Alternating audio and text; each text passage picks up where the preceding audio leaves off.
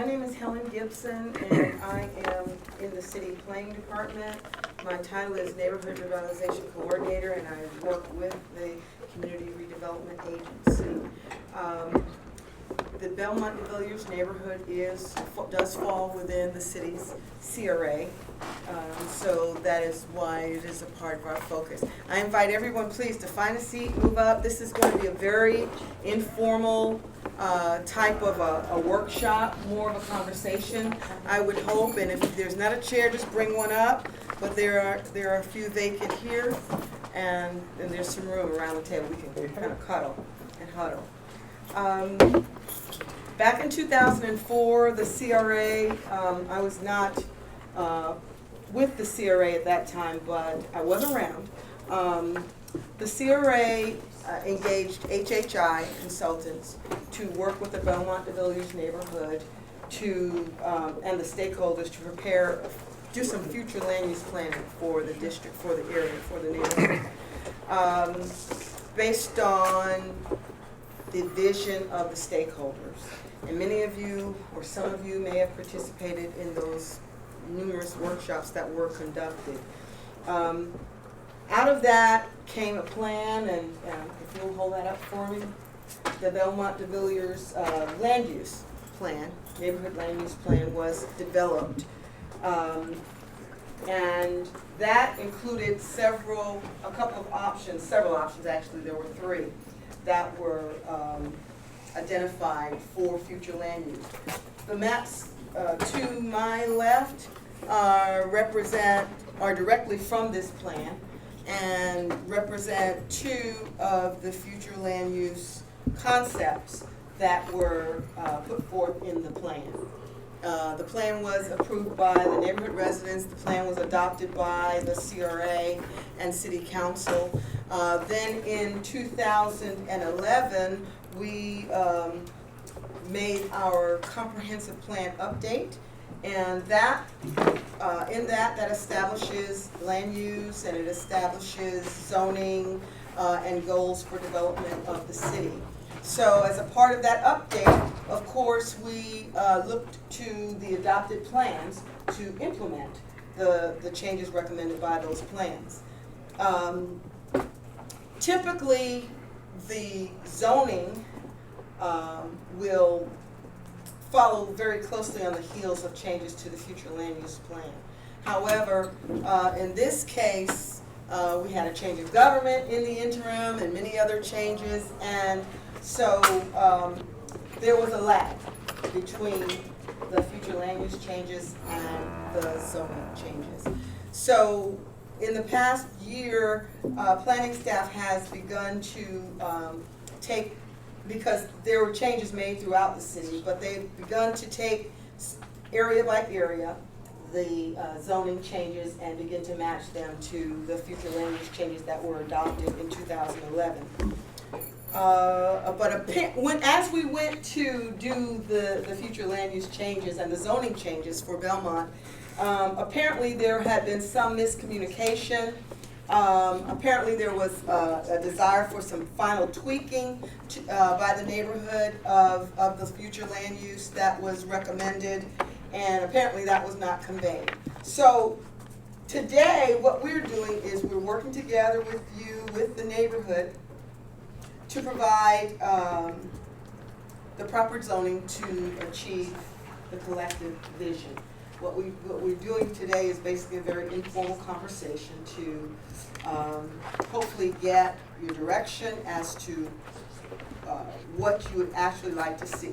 That we're totally at this point working to provide the neighborhood with what will achieve its vision. And hopefully from today there will be a consensus on that. We felt we had a consensus, and actually this is one of the, I think this was the version, this was concept A from the land use plan, and it called for one major commercial core. This blue is basically a commercial, they call it, the consultant called it a neighborhood commercial cultural center, but basically that would retain the commercial zoning of the core 4 blocks of the community, and with systematic aerial retention of the commercial RNC zone, with the core of it going to residential. This is what we attempted to implement with the future land use plan, I believe, and this was a second option, concept B, which called for 4 blocks core and several nodes of what the consultant called neighborhood commercial, neighborhood cultural, which I will just call it a commercial zone, with the neighborhood level commercial, again, on the borders, preserving residential core. So we understand now that there, and Dottie is definitely confirming it because she's shaking her head, that, that this is not exactly what the neighborhood envisioned. So what we want to do is to get a clear direction at this point so that we can complete the process, because by law, the future land use takes precedent over the zoning, but we want to make what changes, again, that will fit with the vision the neighborhood stakeholders have for the area. And then ultimately we do have to make the zoning match with the future land use. So I think everybody's probably familiar with the boundaries. The blue map represents the neighborhood's boundaries. The map next to it shows the current zoning for the neighborhood. The map next to that shows the current future land use for the neighborhood. The yellow is residential, the red is commercial, the orange, and I welcome you to come up, because please come up. We have seats. You may bring a chair, because we want to make this very informal. We'll squeeze over. And very similar for the zoning map. The orange would be the RNC. The medium red is C1, I believe, and the very deep red, I believe, is a C2. So as you can see, the entire neighborhood currently is zoned commercial. The entirety of the neighborhood. So with that, I'm going to turn over to Ms. Brandy Dees, and she's going to talk to you about what the zone entails. And again, what we would like to come away with is, what would you like to have?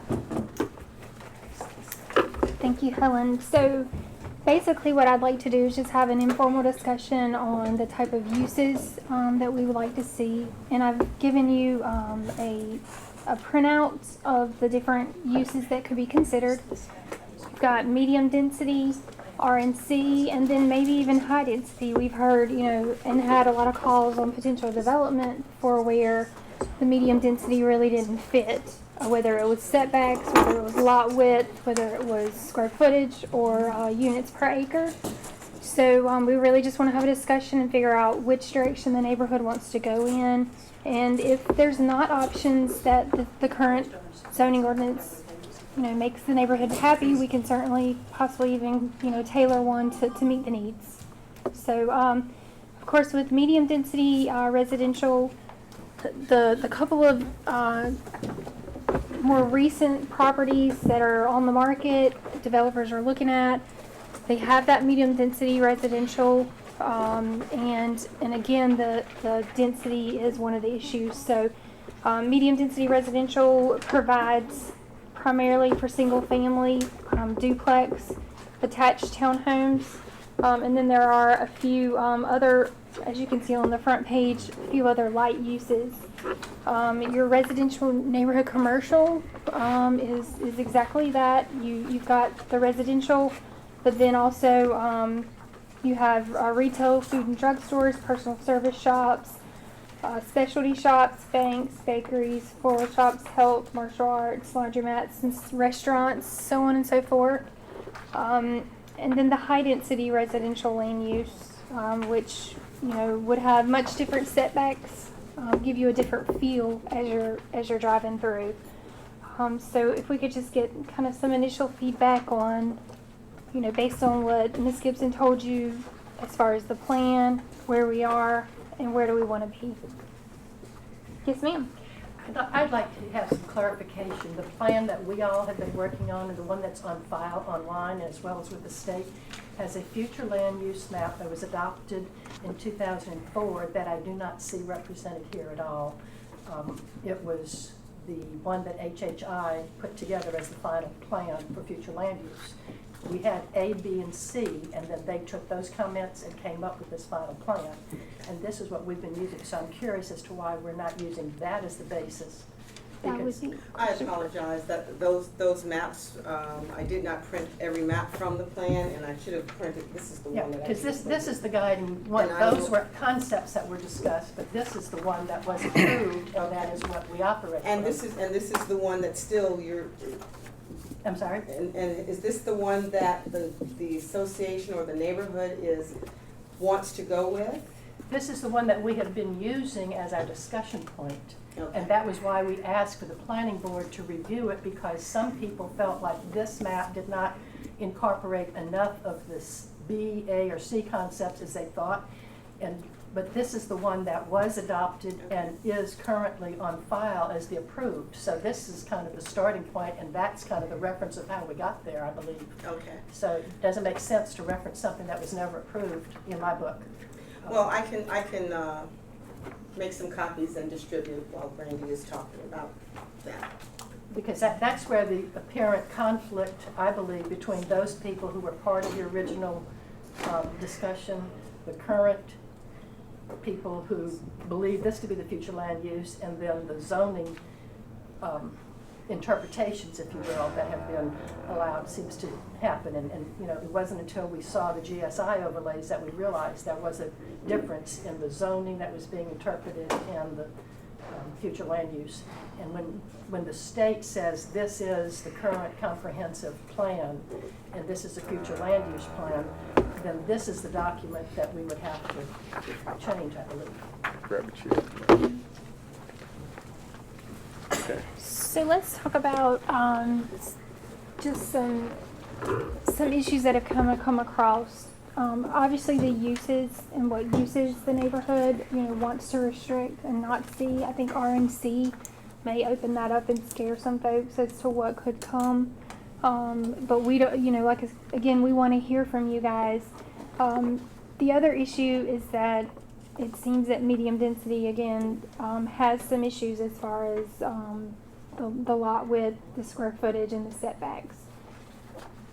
So do we want to try and tailor, a district that has smaller setbacks but still limits the use? Or what are your thoughts?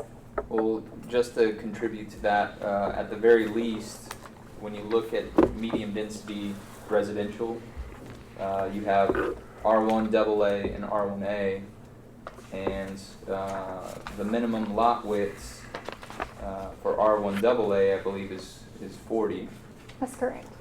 and the minimum lot widths for R1A is 30. I think R1A is probably the closest thing to the average lot widths in Belmont de Villiers. But I think Mr. Goodman could tell you that some of the lots throughout the neighborhood are even smaller than 30. So, Well, and another issue, a lot of times when we have medium density residential set out for future land use, the choices are obviously R1 AA or R1A. R1A allows manufactured homes, and that a lot of times is something neighborhoods do not want. So the R1 AA normally is the go-to. So that's another thought. RNC allows manufactured homes, and the higher density do as well. how are manufactured homes defined? Because I think Mr. Salas, I mean, you've done some What? Modular construction. You're pointing to me when you talk about modular manufacturing. Modular and manufactured are two different things. Okay.